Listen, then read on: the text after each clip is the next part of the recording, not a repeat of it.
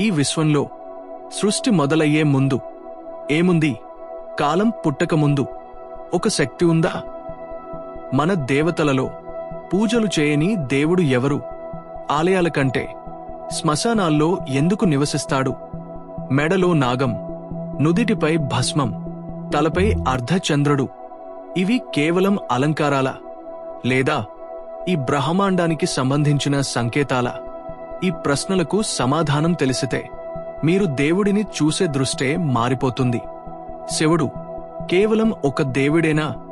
లేదా మనకు తెలియని ఒక శక్తి? వేదాలు నేరుగా చెప్పని సత్యాలు, పురాణాలు సంకేతంగా తెలిపిన రహస్యాలు. ఈ వీడియో చివరిదాకా చూస్తే మీరు శివుడిని ఇప్పటివరకు చూసిన విధానం ఇకపై ఉండదు. ఎందుకంటే ఇప్పుడు మనం ప్రవేశించబోయేది శివుడి దాచిన సత్యాలలోకి.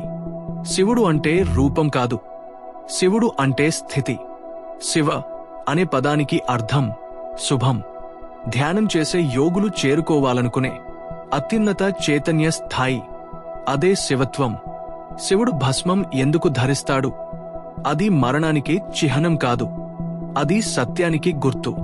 ఈ ప్రపంచంలో అన్నీ నశిస్తాయి, కానీ సత్యం మాత్రమే మిగులుతుంది. శివుడి మూడవ కన్ను కోపానికి కాదు, అజ్ఞానాన్ని దహనం చేసే జ్ఞానం. అందుకే అది తెరుచుకున్నప్పుడు నాశనం కాదు, అవగాహన మొదలవుతుంది.